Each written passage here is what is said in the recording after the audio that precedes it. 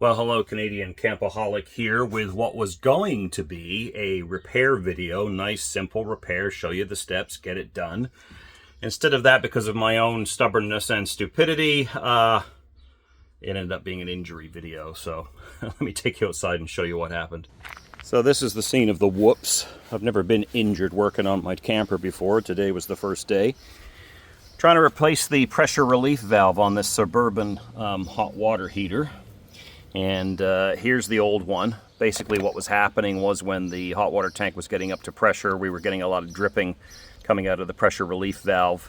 That can sometimes be caused because there's no air pocket in the top of the tank. You've flooded the tank, so you can drain it down, refill it, and make sure there's an air pocket in there. It kind of resets itself. Not the case for us. It still kept dripping. So I took a look at the tag that was on the original, and it's a Watts 100 XL pressure relief valve rated to 150 psi and 105,000 BTU per hour. I'm not a plumber or a plumbing expert, but basically you want the stats on the new one to match what's on this one, plus make sure it's the right size. Basically this just prevents your hot water tank from getting too much pressure and exploding, basically, when the water gets hot. So anyway, I decided to also get myself a pipe wrench.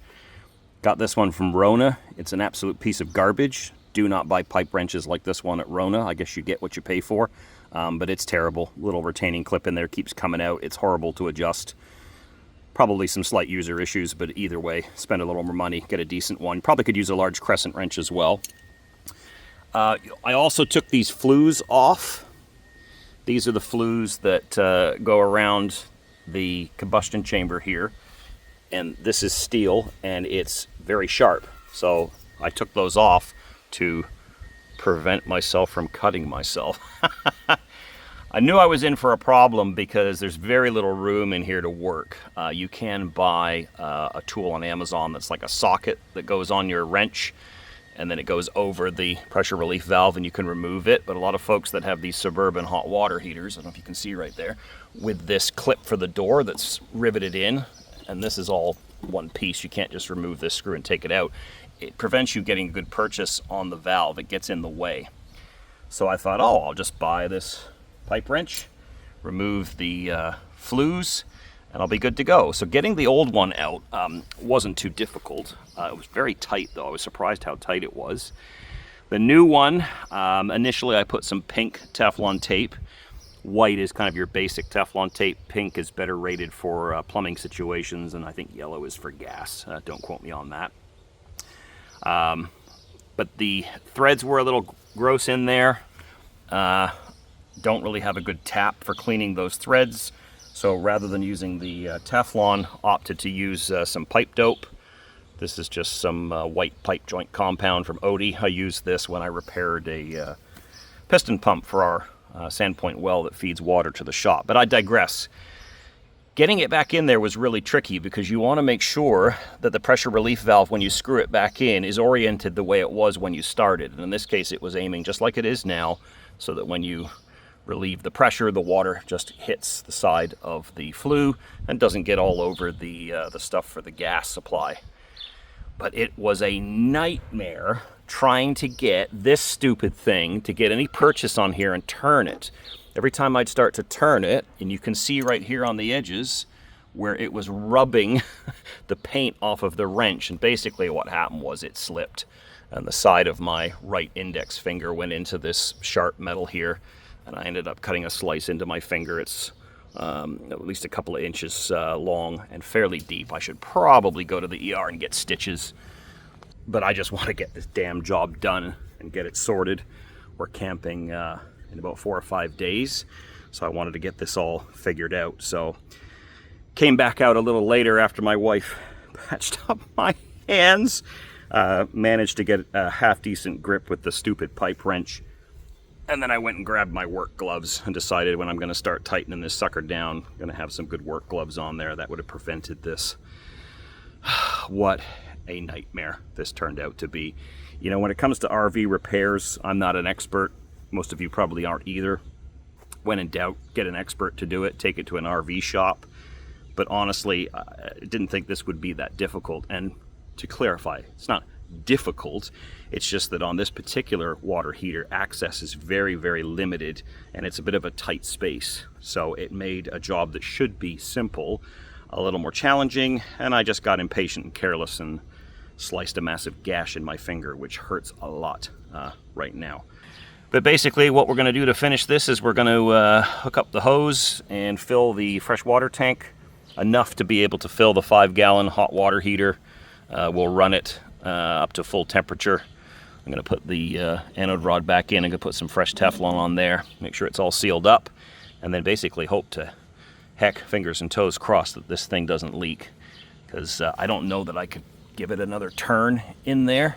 It was a nightmare just to get it to turn to here, and I don't want to pull all the threads in there and mess up the threads. So anyway, you'll rejoin the action in a little bit when we test this sucker out and see if the repair worked. So to literally add insult to injury, we got this sucker up to temperature and up to pressure, and it was dripping steadily. Not from the threads, but from the valve itself. So likely what happened here, and this may happen to you, is that I may have lost the air gap. You want a bit of air at the top of the tank, and then the water to take up most of the space. So basically what I did is I shut off the supply, I shut off the hot water heater itself, opened up the hot tap in the trailer until the pressure ran out, and then out here very carefully, and I don't always recommend you do this, I wore some gloves, kept my distance, bled some pressure off of the tank to allow that air gap to go back into the tank. Once this had stopped draining out, I switched the pump back on, pressurized the lines, turned the hot water heater on again, and now it is run and is stopped running, so it's reached hot temperature and pressure, and we don't seem to be having any drips. I also made sure that I kind of opened and closed the valve a few times to kind of exercise the valve, so to speak. What could have happened is I do have some sediment and crud in the tank. I try to flush it out as much as I can, but some of that crap could have got up inside the valve and made it get stuck. The old valve is definitely defective. You could barely pull the lever on the old valve, so not a waste of time, but yeah, I couldn't believe it. It's not dripping from the drain plug. I already checked that. This was just my little whoopsie earlier before I put the air gap back in. But anyway, let's head inside where it's cool and let's summarize. So for this last part, I thought I'd come back into the house, but yes, repair is all fixed now. Another fun layer to this is that the pipe wrench I bought from Rona is actually broken. There's a little spring and a retaining clip that goes in the wrench to keep everything tight when you adjust it, and the spring is all bent out of shape, so I'll either just throw it out and get something different, or I'll have to go back to Rona to get my money back. So what are we to learn from this? And again, this was not intended to be an instructional video, more just you having a chance to laugh at the comedy of my errors, is that be careful when you do maintenance on your own RV, especially if it's a job you've never done before. Be mindful of any potential hazards. If it's going to be things to do with electrical and gas, be very, very careful. That can be deadly, so maybe get a professional for that. But even something as simple as this, just unscrewing a pressure relief valve and screwing another one in, ended up with a broken wrench and a laceration and several hours of frustration. Probably the most difficult and frustrating repair I've had to do. Not difficult in the sense of the mechanics of it, just the lack of access and how tight everything is on that Suburban hot water heater. I've seen other videos where folks have like Atwood heaters on motorhomes and stuff, and even some bigger Suburban heaters. They got tons of space, lots of room to get, again, one of those sockets from Amazon on there to remove it and replace it, which would have made it so much easier. But the moral of the story is this: we are all set. It is holding pressure. It is not leaking now. We got that air gap back in there, and we are ready to go camping in about 5 or 6 days. After this, I'm definitely going to need it. Thanks for watching. Please do subscribe if you haven't already. Give this video a thumbs up, and happy camping. We'll talk to you in the next one.